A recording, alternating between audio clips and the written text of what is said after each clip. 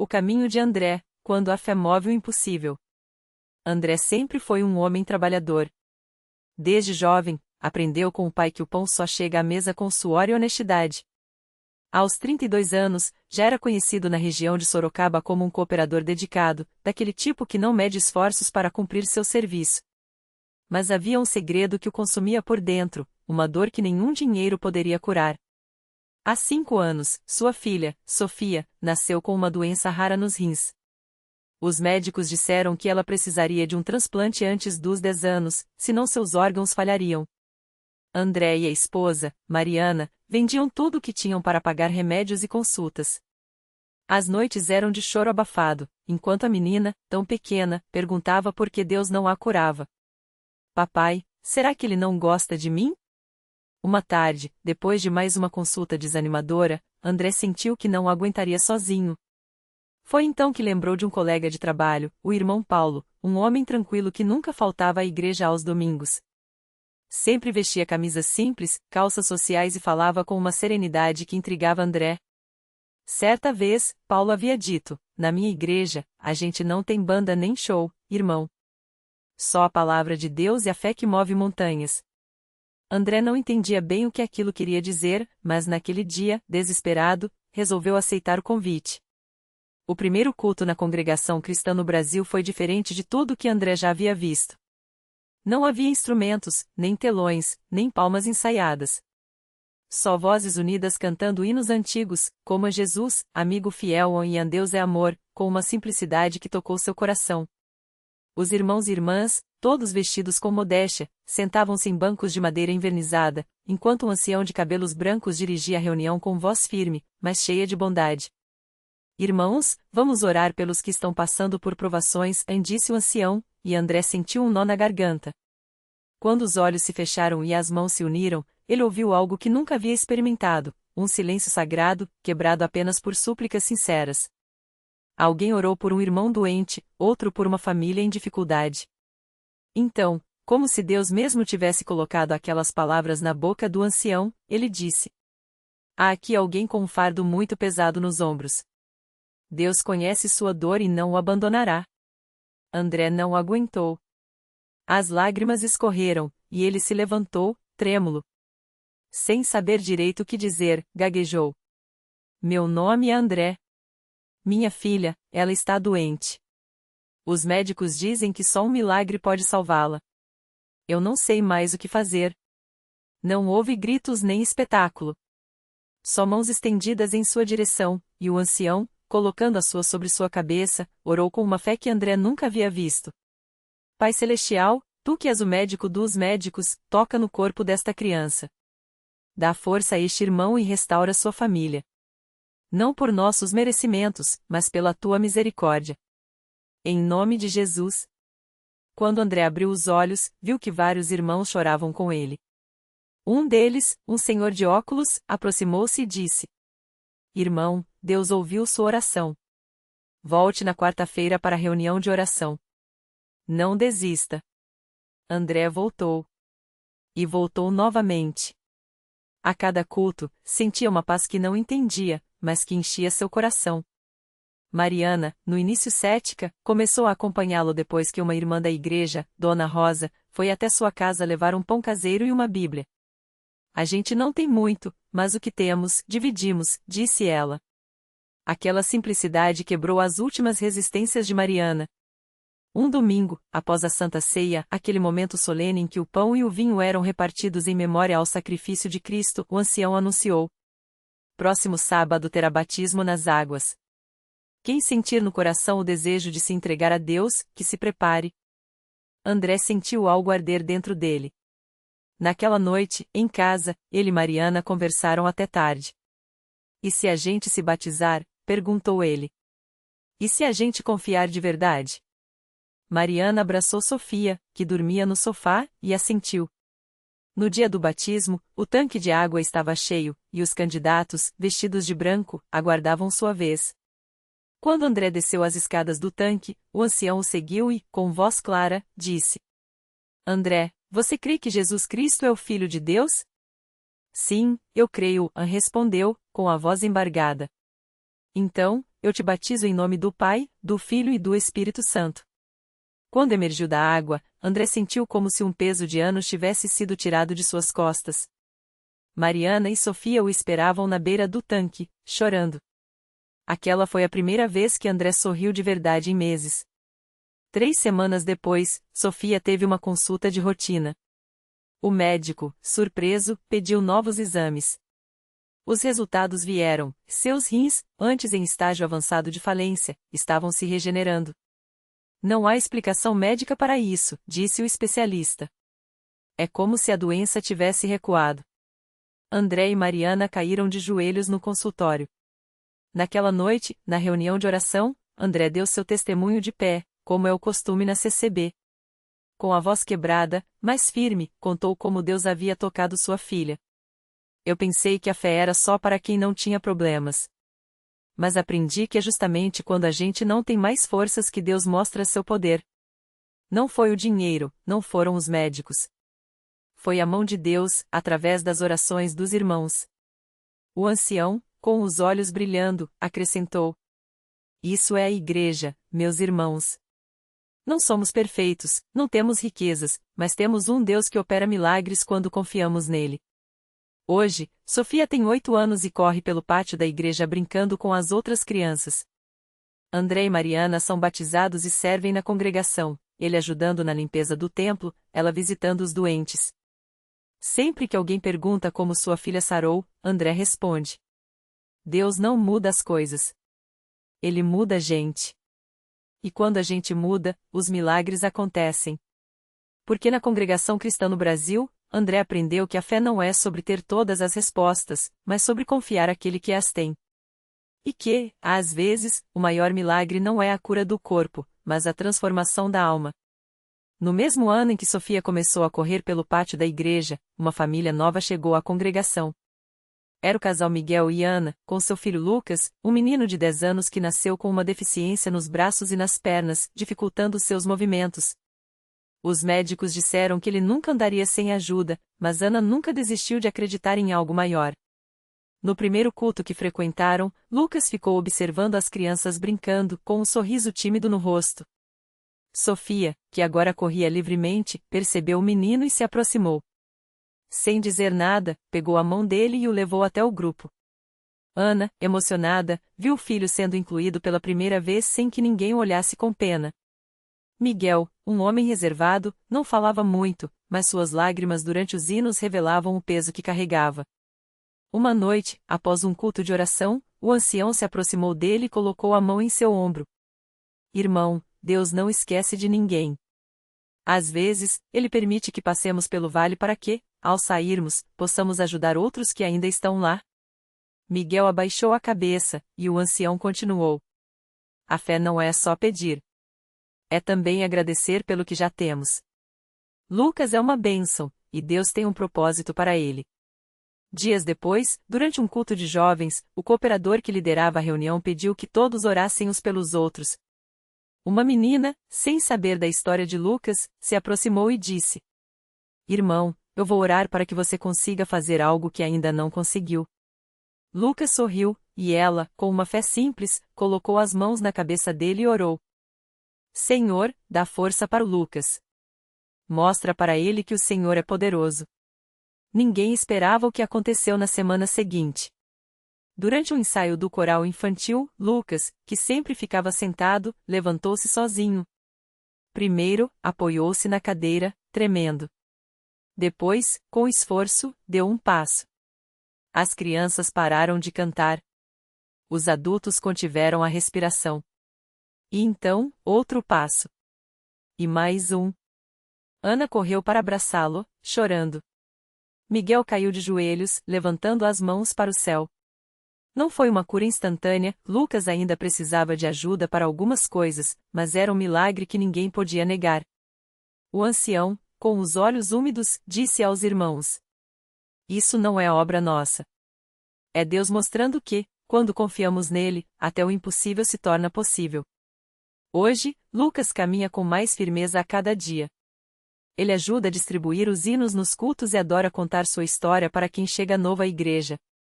Miguel e Ana servem na obra do Senhor, ele na manutenção dos bancos, ela ensinando as crianças na escola bíblica dominical. Sempre que alguém pergunta como tudo aconteceu, Miguel responde com um sorriso. A gente veio aqui procurando um milagre para o corpo do nosso filho. Mas Deus nos deu algo muito maior, uma família na fé e a certeza de que, na congregação, ninguém está sozinho. Porque na CCB, eles aprenderam que os milagres não são só para alguns. São para quem persevera, para quem ora e, acima de tudo, para quem acredita que Deus ainda fala, seja por meio de um passo dado, de uma criança que ora com fé, ou de um abraço que nos lembra que nunca estamos abandonados. A vida de Miguel e Ana mudou tanto que até os vizinhos começaram a notar. Antes, eles só viam um casal cansado, com olheiras e o peso do mundo nas costas. Agora, era comum vê-lo saindo de casa com Bíblias na mão, o Lucas pulando ao lado, cheio de energia, e até mesmo a pequena Maria, que antes mal falava, agora cantava os corinhos que aprendia na escola bíblica. Um dia, a Dona Rosa, uma senhora que morava na mesma rua e sempre torcia o nariz quando via igrejas, parou Ana na porta de casa. Ana, me diz uma coisa, o que aconteceu com vocês? O Lucas tá andando direitinho, a Maria tá falando sem gaguejar, e até o Miguel tá sorrindo. Isso é coisa de médico ou de outra coisa? Ana não hesitou. Com a mesma simplicidade que aprenderá na CCB, ela convidou. Vem ver, Dona Rosa. Domingo tem culto às 10. A senhora vai entender que não é magia, é amor. Amor que a gente não merecia, mas que Deus deu de graça. No domingo seguinte, Dona Rosa apareceu. Sentou-se bem no fundo, de braços cruzados, desconfiada. Mas quando viu as crianças da escola bíblica apresentando a história de Daniel na cova dos leões, algo nela se mexeu. E quando o pastor começou a falar sobre como Deus ouve até o choro que a gente esconde, ela não conseguiu segurar as lágrimas. Depois do culto, foi Miguel quem se aproximou. A senhora gostou? Dona Rosa enxugou os olhos com um lenço. Não entendo nada dessa história de fé, mas uma coisa eu sei, se Deus fez isso por vocês, talvez Ele possa fazer algo por mim também. E assim, sem pressa, sem forçar, a semente foi plantada. Os anos passaram, e o que era um milagre na vida de uma família se tornou um testemunho que tocou muitas outras. Lucas cresceu, e hoje ele quem ajuda a carregar as cadeiras de rodas dos irmãos que chegam ao templo. Maria, que um dia mal conseguia pronunciar uma palavra, agora lidera o grupo de oração das jovens com uma voz firme e cheia de esperança. Miguel e Ana continuam na obra. Ele, consertando o que está quebrado, não só os bancos, mas também os corações que chegam machucados. Ela, ensinando às crianças que Deus não escolhe os fortes, mas fortalece os que o escolhem. E toda vez que algum irmão novo pergunta como eles conseguiram superar tanta dor, Miguel sempre repete: a gente veio aqui com o coração partido e as mãos vazias. Mas Deus não olha para isso. Ele olha para quem está disposto a confiar. E quando a gente confia, Ele faz muito mais do que a gente pede ou imagina. Porque na CCB, eles aprenderam que milagre não é só a cura que a gente vê. É a mudança que acontece por dentro. É o medo que vira coragem, a solidão que vira família, e a dor que se transforma em propósito. E assim, uma história que começou com um pedido desesperado se tornou um legado, o de mostrar que, onde há fé, até o impossível encontra um caminho.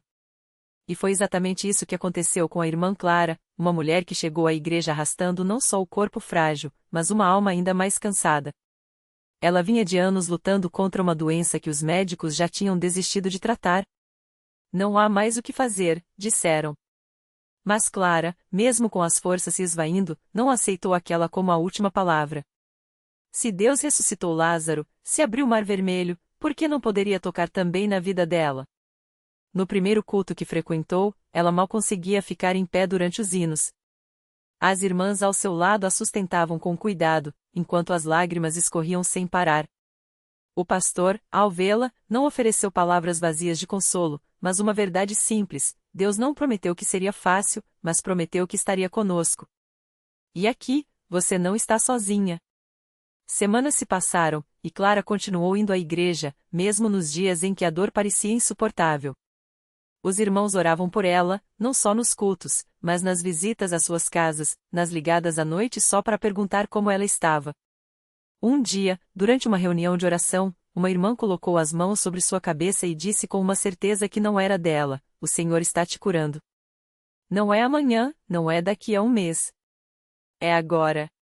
Clara sentiu algo quente percorrer seu corpo, como se uma corrente de vida estivesse quebrando as correntes da doença. Naquela noite, ela dormiu sem dor pela primeira vez em anos. Mas o milagre não parou aí. Os exames que antes mostravam um quadro sem esperança começaram a apresentar melhoras inexplicáveis. Os médicos, surpresos, balançavam a cabeça: "Não entendemos, mas algo mudou." Clara entendia. Ela sabia que não era a medicina, nem o acaso. Era a mão de Deus respondendo à fé de um povo que não desistiu de acreditar. Hoje, Clara não só está curada, como se tornou uma das colunas da igreja. Ela visita hospitais, leva a palavra de esperança para quem está no lugar onde ela já esteve. "Eu era uma mulher marcada para morrer, mas Deus me deu uma segunda chance para viver por Ele", diz, com os olhos brilhando. E sempre que alguém pergunta como ela conseguiu, ela responde com a mesma simplicidade de Miguel: "Eu só entreguei o que restava de mim. E Deus fez o resto." Porque na CCB, os milagres não são contados como histórias do passado. Eles acontecem no presente, nas vidas de quem se entrega. São os viciados que se tornam servos, os doentes que se levantam, os corações quebrados que aprendem a amar de novo. Não é magia, não é sorte. É o poder de um Deus que ainda hoje muda destinos quando encontra um coração disposto a confiar. E assim, a cada testemunho, a cada vida transformada, a igreja continua sendo um farol, não porque suas paredes são bonitas ou seus cultos são perfeitos, mas porque ali, entre pessoas comuns, o sobrenatural se torna real.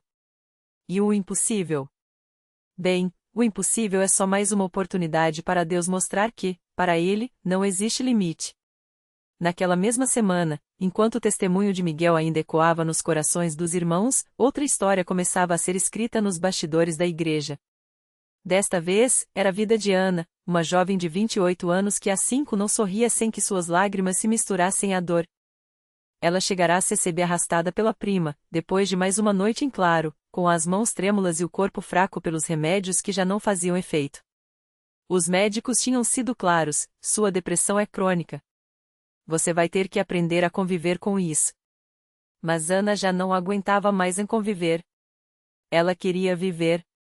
Ou, na falta de forças para isso, só queria que tudo acabasse. Sentada nos últimos bancos, ela ouvia os hinos sendo entoados com uma fé que lhe parecia distante. Como eles conseguem, pensava, enquanto apertava os braços contra o próprio corpo, como se quisesse se segurar de cair em pedaços. Foi então que a irmã ao lado, uma senhora de mãos calejadas e sorriso tranquilo, estendeu a ela um lenço bordado com as palavras: "Deus não desiste de você." Ana segurou o pano como se fosse uma tábua de salvação. E quando o pastor começou a orar pelos enfermos, ela não resistiu, levantou a mão tremula, e entre soluços, pediu: "Senhor, se o Senhor existe, me tira dessa escuridão. Porque eu não aguento mais." Não houve relâmpagos, nem vozes do céu. Mas algo dentro dela começou a ceder, como uma porta enferrujada que finalmente se abre. Naquela noite, Ana sonhou. Sonhou que estava em um jardim, e uma mão forte, mas suave, segurou a dela e sussurrou: "Filha, você não está sozinha." Ela acordou com o rosto molhado, mas, pela primeira vez em anos, não eram lágrimas de desespero. Eram de alívio. Nos dias seguintes, Ana voltou. Não porque a prima insistiu, mas porque sentia algo puxando-a de volta, como um imã. Começou a participar dos cultos de doutrina, a ler a Bíblia com a ajuda das irmãs mais velhas, a escrever em um caderno cada pequena vitória: "Hoje tomei café da manhã sem chorar, hoje consegui olhar no espelho sem ódio." Pequenos milagres. Até que, 3 meses depois, no mesmo lugar onde havia se ajoelhado quebrantada, Ana se levantou para dar seu testemunho. Com a voz firme, mas os olhos brilhando, ela contou como Deus havia tirado dela o peso que nem os remédios nem os psiquiatras conseguiram aliviar. "Eles disseram que eu nunca ia sarar", ela falou, segurando o mesmo lenço que recebiera naquela primeira noite. "Mas aqui, eu aprendi que Jesus não olha para o que os homens dizem impossível. Ele olha para o coração que está disposto a crer."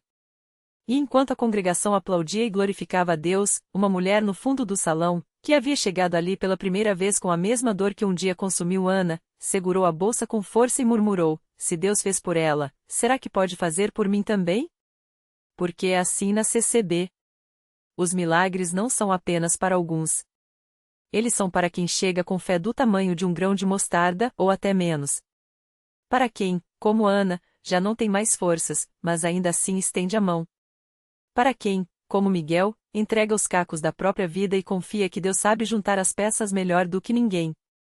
E a igreja continua de portas abertas, não como um prédio, mas como um abraço. Não como uma religião, mas como um refúgio. Porque ali, entre pessoas que também já choraram, que também já duvidaram, que também já foram resgatadas, o milagre não é exceção. É a regra. É a prova de que, quando o homem diz acabou, Deus simplesmente sussurra: agora é que vai começar. E foi então que a bolsa caiu. Não com um barulho de derrota, mas com o som suave de algo que finalmente se solta, como as correntes de um prisioneiro que descobre, depois de anos, que a porta sempre esteve aberta. Os joelhos dela tocaram o chão frio do templo, mas o coração, pela primeira vez em muito tempo, estava quente. Não havia mais perguntas, nem barganhas, nem aquele será que posso, tímido. Só uma certeza que nasceu ali, entre o cheiro de madeira envelhecida e os murmúrios das orações ao redor: se ele fez por ela, ele fará por mim. Porque eu sou. E fez. Não como ela imaginava, Deus raras vezes age dentro das nossas caixinhas de expectativas.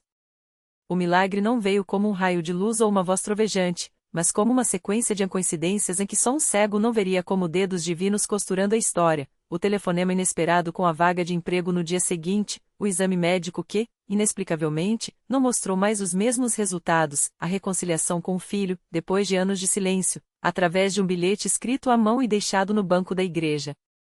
Pequenas coisas. Grandes milagres. Porque assim é na CCB, os milagres não são espetáculos, são sinais de que alguém está ouvindo. Não são prêmios para os perfeitos, mas provas de que a graça encontra justamente os quebrados. Ana, Miguel, ela, todos descobrem, no fim, que a fé não é sobre ter todas as respostas, mas sobre entregar as perguntas. Não é sobre merecer, mas sobre receber. Não é sobre a força das mãos que seguem, mas sobre a bondade daqueles que a seguram quando já não há mais forças.